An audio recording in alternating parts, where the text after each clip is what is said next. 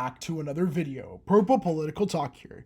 Today is Thursday, May 30th, 2024, and we have breaking news in the presidential election. President Donald Trump has been convicted of all counts of felonies in the New York hush money case. And now, how does that change the electoral map and my current electoral map prediction? In today's video, we're going to be taking a look at just that.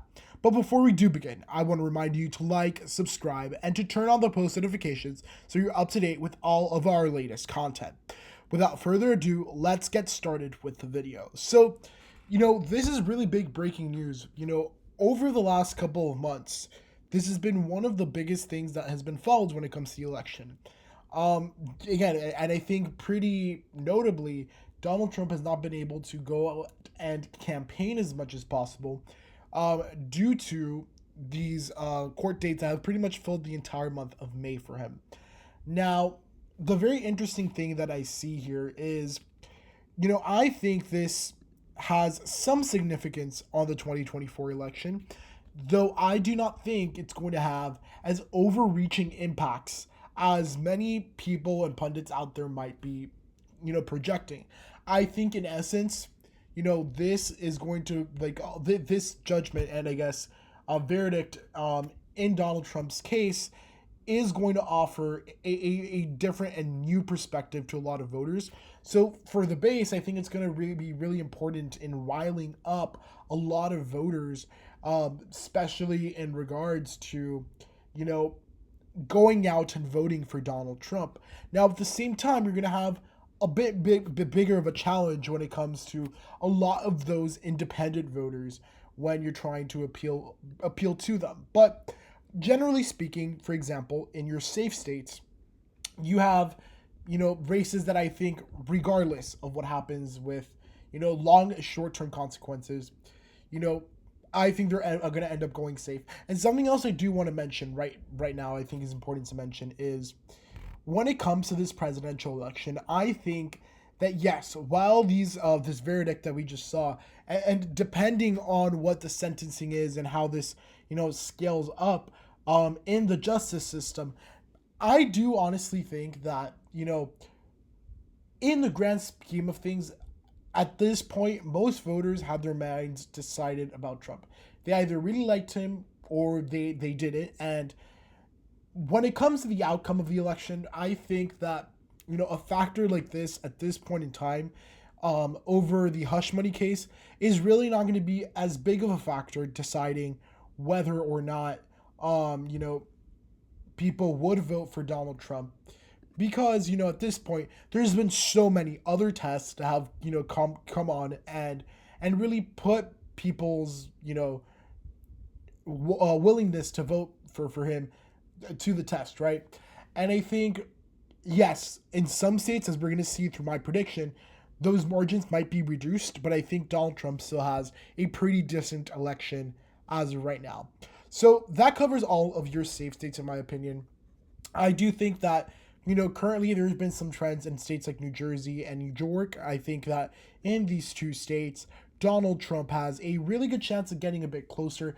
Now, I think that, regardless, it's probably going to be by a considerable 10 to maybe even 15% margin. But I think the state of New York is in the likely column at this point. I don't think the state of New York is necessarily going to flip to Donald Trump, but we're going to be seeing a very, definitely a closer race in New York that we've seen in past years. And I think part of it has to do with a big trend that we're seeing nationwide. Donald Trump is being able to pick up a lot of voters, especially when it comes to minority voters. Yes, he might struggle a little bit with college-educated voters, but in a lot of these states, those slight bumps with minority voters might make the election a bit closer. I don't think by any means Donald Trump's going to get close to winning New York, but the margins are definitely going to be slightly reduced. So, for example, those are my first two likely states right now for Joe Biden. In addition to that, I am pretty sure that, Joe Biden can win by a likely margin in the state of Colorado, probably somewhere around 10 points. With a lot of what, this case might bring, and putting it in the context of this really breaking news, I think Colorado stays in the same place it would have been, kind of regardless. It could have gotten a little bit closer, but with those college-educated voters and your traditional Democratic voters, like definitely not voting for him. I think that's a state that's going to go by a pretty similar margin of where it was before. Now, here's what I think another kind of component when it comes to this calculus about, how much does the verdict matter, how much does the sentence matter. And the truth of the matter is, part of it, number one, Trump's base is going to be more and more excited to go out and vote, right? And I think it's going to have a really big impact in a lot of places where the Republican Party is going to be more destined to vote for him. At the same time, we have to remember that the Democratic Party internally is struggling majorly with younger voters. And these are not voters that are going for Donald Trump. These are voters that are going to sit out the election, the most likely, or vote for some third party candidate because of the current situation in Palestine and Israel. So, with that in mind, I think it's very important to put that in the context of this prediction and saying, yes, this verdict might bring some difficulties for Donald Trump when it comes to the election. But at the same time, the Democrats are still going to be dealing with a lot of the same issues, that it's not such thing where voters that might not vote for Trump are going to turn around and vote for Joe Biden. With all that said, that covers the Democratic likely states. In the Republican column, I think states like Texas, Florida, your traditional suspects, Iowa, Ohio, I don't know why I put that in the safe column earlier, but I think that these are states that very likely go into the likely column by around 7 to 10 points for, if not even more, for the, Republican Party. There's some talk about the ballot in Ohio. Apparently, the Democratic Party is now holding a virtual convention slightly before the DNC in the summer, so that Joe Biden can get on the ballot. So I think with all that said, these are states that are going to go probably in the 10-point range, maybe a little bit more in the case of Ohio and Iowa. I'll still put it in the likely column for the Republican Party. I do think that there is very little to no impact when it comes to the verdict today with Donald Trump being found guilty. I don't think it really impacts the electors in those states. Another state I forgot to fill in was the state of Mexico. I think at this point in time, it is in the likely column for Joe Biden. I think potentially, going and getting closer to the presidential election, this could get a lot closer if Donald Trump is able to continue his support from voters, from Hispanic voters and other minority voters in the state of Mexico. But as of right now, I would say it is in the likely column. And moving forward, I think one of the most important things to take a look at when it comes to this election is how big of a factor in voters' minds is this going to be.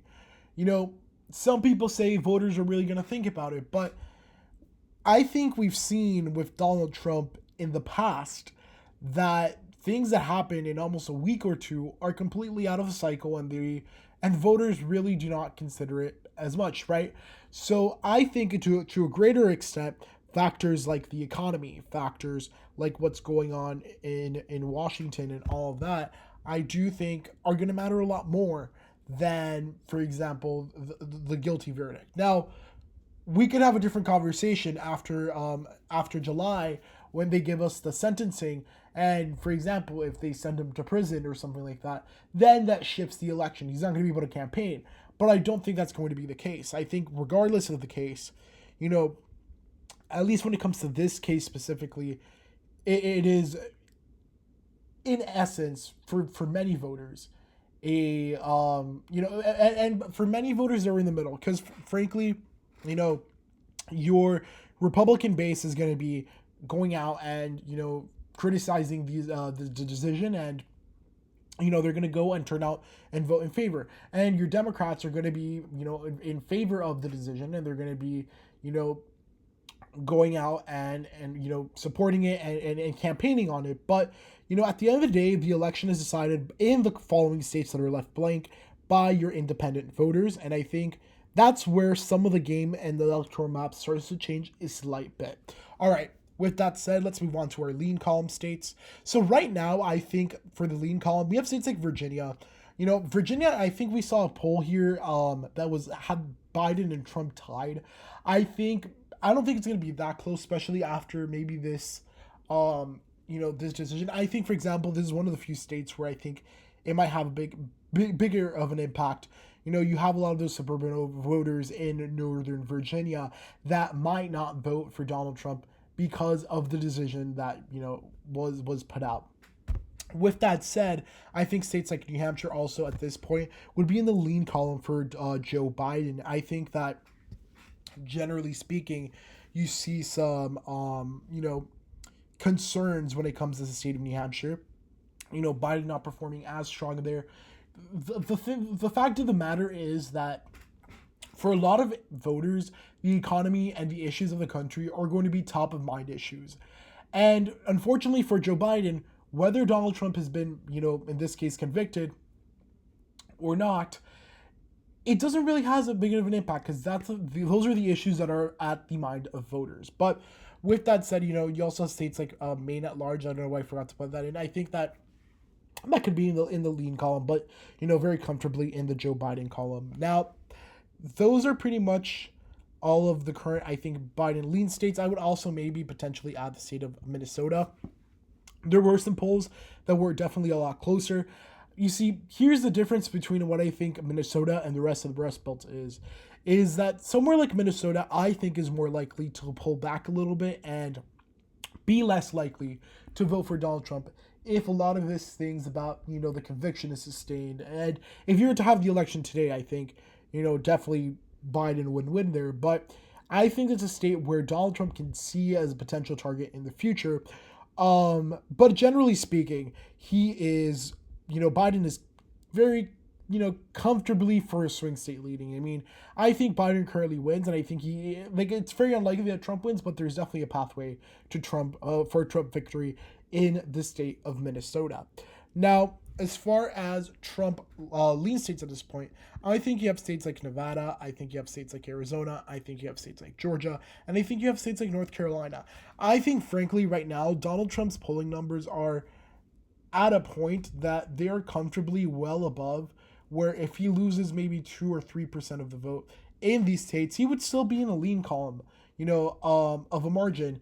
And I think at the end of the day, that's probably the biggest impact you might be able to see as far as voters switching their minds. I think that, in states like North Carolina and Arizona, North Carolina, he won in 2020, but Nevada, Arizona, and Georgia have been seeing increasing numbers of Republican support. Let's say some of that support dials down. I think it's right now to the point where it's still comfortable. And a lot of the voters in this state, I think, are going to vote primarily on the economy and as a referendum to the Biden administration. Now, as you can tell, this brings us really close to 270 to Donald Trump. We have 268 electoral votes. What do I think about the Midwest? First of all, I do think Nebraska's 2nd district goes in the lean column for Joe Biden. Some people might even argue it could be in the likely column, and I think that's a potential. It's a very urban and suburban district, so it is potential that that district, comfortably goes to Joe Biden. But now, what really matters when it comes to deciding the election, how do things change in the Midwest? Well, I think that in states like Michigan, Joe Biden pulls out a victory. If you would have asked me, if I would have made this prediction yesterday, before Donald Trump was officially convicted, I would have told you, yeah, I mean, it's going to be close, but I think Donald Trump has an edge. I think it is currently close enough in the state of Michigan where, that matters. Those percentage points matter that he potentially loses.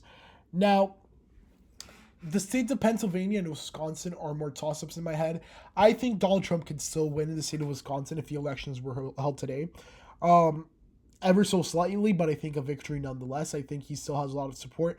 And, I do expect Donald Trump to spend most of his time campaigning in these parts of the country in the Midwest. So, I think that's going to be, somewhere where he's going to have a lot of consistent support. And that leaves the state of Pennsylvania. And as you can see, I still have Donald Trump winning the election, despite him being a convicted felon at this point. I do think, that in the coming days, we're going to be able to see a slight bit more polling that's going to help us see what is a true impact, especially in a lot of these swing states, as far as independent voters and voters who are in the middle. Because at the end of the day, if a Democrat says, like, oh, I'm less likely to vote for Donald Trump now that he's convicted, that doesn't mean anything because they were probably not going to vote for him in the first place. With that said, I will say that as of right now, I might put Pennsylvania in the slight tilt Biden column. I think it would be really close right now, but I think that little percentage, when it comes to, again, if the election was held today, I think it sort of makes a difference, but I think Donald Trump wins the election, frankly. But, this is really looking at a scenario where right now it's kind of very fresh. We don't really know what Trump's conviction is going to end up materializing politically.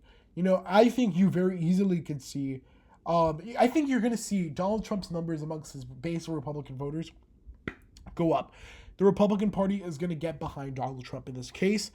And frankly, I don't think the Democrats have that messaging. And that's going to be a very consistent theme, I think, across this election cycle is the Democrats are lacking messaging nationwide that brings voters out and is really inspiring. But I want to know what you think down in the comments below of Donald Trump's conviction. How do you think that impacts the election?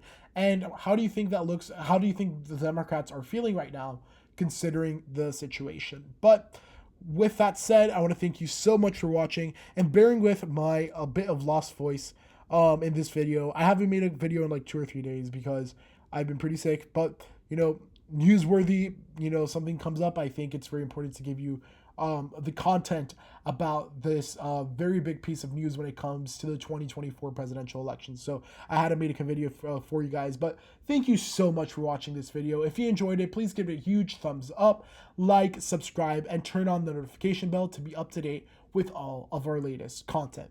Thank you so much for watching, and goodbye.